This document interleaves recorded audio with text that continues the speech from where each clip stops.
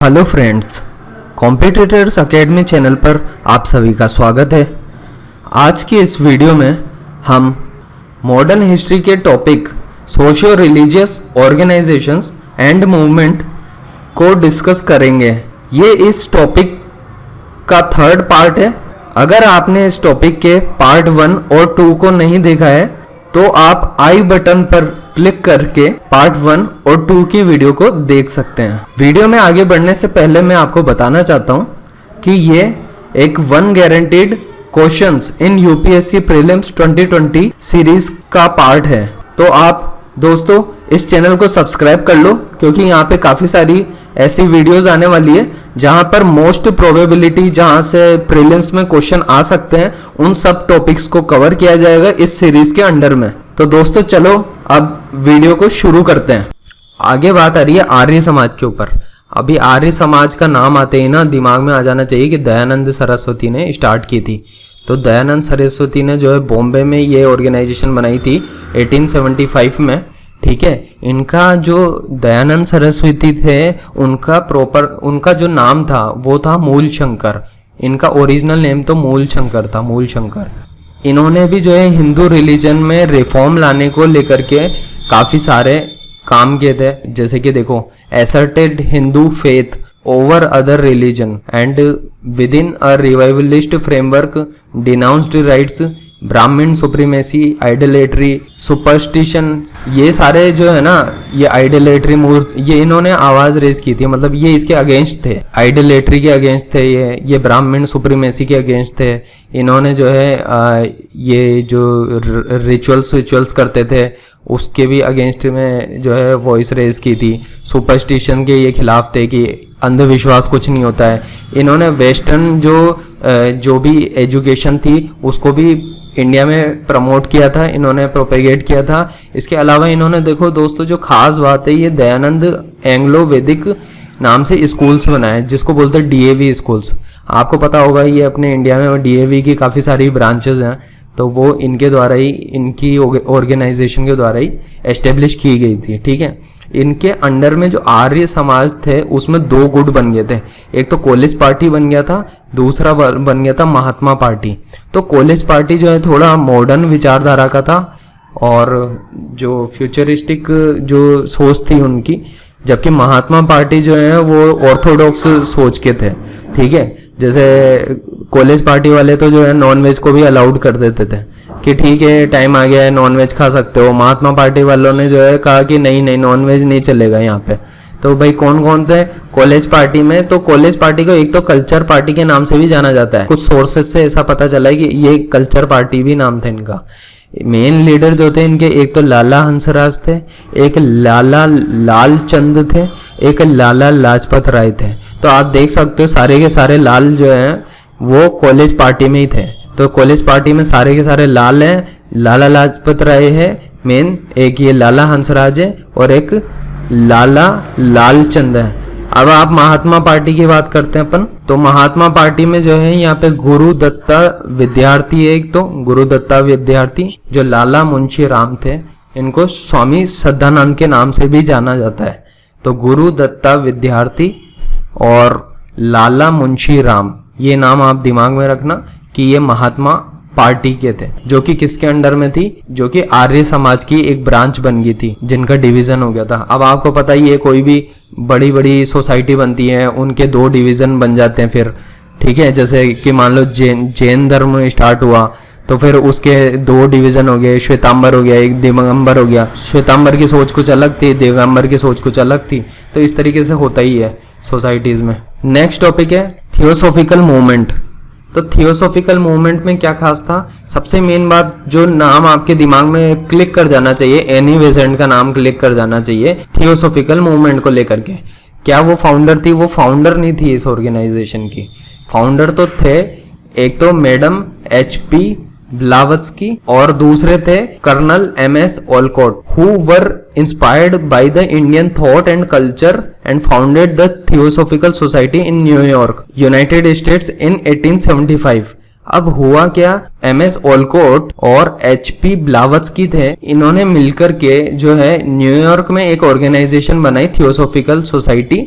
और वो actually Indian Hindu culture से इतना ज़्यादा इंस्पायर्ड हो गए, जैसे उपनिषद हो गया, वेदांता की फिलोसॉफी होगी, इन सब से इतना इंस्पायर हो गए कि उन्होंने जो है एक थियोसॉफिकल सोसाइटी न्यूयॉर्क में बना डाली। बाद में इस ऑर्गेनाइजेशन का जो हेडक्वार्टर था उसको जो है 1882 में अडियार में जो है, जो कि मद्रास के पास में है, वहां पे शिफ्ट कर दिया गया। अडियार में जो है 1882 में इसका हेडक्वार्टर मद्रास में शिफ्ट कर दिया गया। तो ये जो थियोसॉफिकल मूवमेंट था ये सक्सेसफुल कब हुआ, जब एनी बेसेंट ने थियोसॉफिकल सोसाइटी को ज्वाइन किया तो इस मूवमेंट में जान आ गई यूं मान लो। तो Annie Besant had come to India in 1893 और इन्होंने जो है थियोसॉफिकल मूवमेंट को काफ़ी सक्सेसफुल मूवमेंट बनाया। आपको ध्यान होगा होम रूल मूवमेंट जो इंडिया में चला था, होम रूल सोसाइटीज़ का, तो वो भी एनी बेसेंट के द्वारा चलाया गया था। साथ साथ बाल गंगाधर तिलक के द्वारा भी जो है वो मूवमेंट चलाया गया था, लेकिन एक जो मेजर रोल था उसमें एनी बेसेंट का रोल था। अब आगे देखते हैं, Drew inspiration from Upanishad, philosophy of Vedanta etc. to aim at religious revival and social reform। तो ये जो थियोसॉफिकल मूवमेंट वाले थे ना, एक तो इनको उपनिषद में बड़ा इंटरेस्ट था, दूसरा इनको है ना वेदांता से भी काफ़ी ये इंस्पायर्ड हुए थे, तीसरा ये था कि ये इन्होंने जो है हिंदू रिलीजन में जो बहुत सारे टेक्स्ट थे ना उनको पढ़ के, उनको समझ के, उसमें जो नॉलेज है उस नॉलेज को सोसाइटी में वापस से मतलब रिवाइव किया, मतलब वापस से पुनर्जीवित किया है उन्होंने। तो हिंदू जो सोसाइटी में बहुत सारे टेक्स्ट थे, रिलीजियस टेक्स्ट थे, उन सबको वापस से ये सामने लेके आया सोसाइटी के सामने।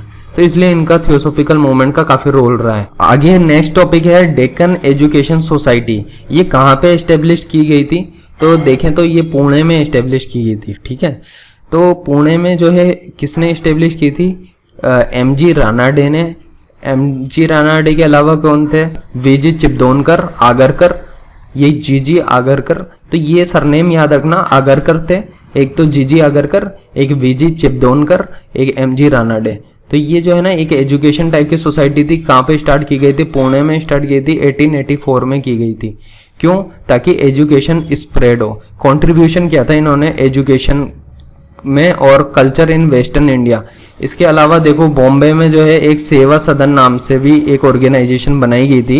ये किसने बनाई थी, तो ये 1885 में जो सेवा सदन थी वो बहराम जी M मालाबारी के द्वारा स्टार्ट की गई थी। ठीक है, तो ये बहराम जी M मालाबारी, उन्होंने सेवा सदन ऑर्गेनाइजेशन बॉम्बे में 1885 में स्टार्ट की थी। ये इसका काम क्या था, ये ऑर्गेनाइजेशन थी अगेंस्ट चाइल्ड मैरिज के and forced widowhood and to have socially exploited women. तो वुमेन्स की कंडीशन को अच्छा सुधारने के लिए जो काम किए गए वो सेवा सदन के द्वारा किए गए थे 1885 में, जिसके फाउंडर थे बहराम जी M मालाबारी। ठीक है, तो ये इन्होंने चाइल्ड मैरिज के ऊपर काम किया, चाइल्ड मैरिज के अगेंस्ट थे ये, चाइल्ड मैरिज से जो है में रिफॉर्म लाने को लेकर के इन्होंने काफ़ी आवाज़ उठाई थी और फोर्स्ड विडोहुड जो थी उसके अगेंस्ट आवाज़ उठाई थी। और उन्होंने जो एक्सप्लॉयटेड वुमेन्स थे उनकी कंडीशन को अच्छा करने के लिए भी काफ़ी सारे स्टेप्स लिए थे। इसके अलावा इंडियन नेशनल सोशल कॉन्फ्रेंस की बात करें दोस्तों, ये कांग्रेस जब बनी थी ना 1885 में, आपको पता होगा A.O. ह्यूम ने बनाई थी कांग्रेस, तो है ना। तो हुआ क्या कि जो बॉम्बे में है MG रानाडे, रघुनाथ राव ने कुछ सोशल जो है रिफॉर्म्स लाने के पर्पज से एक पैरेलली, एक कांग्रेस के पैरेलली एक ऑर्गेनाइजेशन बना रखी थी। एक्चुअली ये कांग्रेस के अंदर ही काम कर रही थी, लेकिन एक अलग बॉडी थी। मतलब कांग्रेस ने अपने पॉलिटिकल वर्क से हट के जो है सोशल काम करने के लिए इंडियन जो नेशनल सोशल कॉन्फ्रेंस थी वो बना रखी थी। इसके जो मेन थे फाउंडर थे वो थे MG रानाडे, जो मेन मेंबर कह लो, तो MG रानाडे और रघुनाथ राव थे। और इन्होंने एक प्लेज मूवमेंट भी स्टार्ट किया था। प्लेज मूवमेंट क्यों स्टार्ट किया था? वो इसलिए स्टार्ट किया था क्योंकि ये थे अगेंस्ट चाइल्ड मैरिज के अगेंस्ट थे। तो ये चाइल्ड मैरिज बहुत होती थी उस टाइम पे सोसाइटी में, वो उसके अगेंस्ट एक्शन लेना चाहते थे। तो हर आदमी को कि उनसे मतलब शपथ दिलवाते थे उनको कि वो अपने बच्चों का जो है चाइल्ड मैरिज नहीं करेगा। तो नेक्स्ट टॉपिक है दोस्तों देव समाज। अभी देव समाज किसने स्टार्ट किया? तो ये थे शिव नारायण अग्निहोत्री। तो ये अग्निहोत्री साहब ने जो है ये देव समाज स्टार्ट किया था। कहाँ पे किया था? तो लाहौर में 1887 में किया था इन्होंने। अब इनका पर्पस क्या था भाई इस ऑर्गेनाइजेशन को स्टार्ट करने का? तो religious ideas closer to those of Brahmo Samaj. तो जो रिलीजियस आइडियाज ब्रह्म समाज से मिलते जुलते थे उनको इन्होंने आगे बढ़ाया था देव समाज के नाम से। And favoured a social code of conduct that was against bribe taking, gambling, alcohol consumption and having non vegetarian food. तो ये सब भी जो है वो इन सब चीज़ों के खिलाफ थे कि ब्राइब मतलब रिश्वत लेना पाप है, गैम्बलिंग जुआ, एल्कोहल का कंजम्पशन ये हुआ, या नॉन वेजिटेरियन फूड जो है इसके अगेंस्ट थे। कौन थे? शिव नारायण अग्निहोत्री, ये इसके अगेंस्ट थे और इन्होंने इसके लिए जो है लोगों को अवेयर किया था। कहाँ पे इन्होंने ऑर्गेनाइजेशन बनाई? देव समाज, ये लाहौर में बनाई थी 1887 में। ठीक है, अब आगे बढ़ते हैं। अहमदिया मूवमेंट। अब ये अहमदिया मूवमेंट से आपको अहमदिया से है ना ये ध्यान आ जाएगा कि ये पाकिस्तान की साइड में हुआ होगा, पक्की बात है। अब जब ये पाकिस्तान की साइड में हुआ तो कहाँ पे हुआ? कादियानी इन पंजाब में स्टार्ट हुआ था। कादियानी जो है पंजाब जो है एक स्टेट है, पाकिस्तान की भी अभी स्टेट है पंजाब, उसमें कादियानी नाम से जगह पे ये मूवमेंट अहमदिया मूवमेंट स्टार्ट हुआ था। कब हुआ था? 1889 में स्टार्ट हुआ था। तो इसके फाउंडर कौन थे? मेन कौन था जो लीडर इसको चला रहा था, अहमदिया मूवमेंट को चला रहा था? वो थे मिर्जा गुलाम अहमद। मिर्जा गुलाम अहमद ने जो है ये मूवमेंट चलाया था। कब? 1889 में स्टार्ट हुआ था ये मूवमेंट।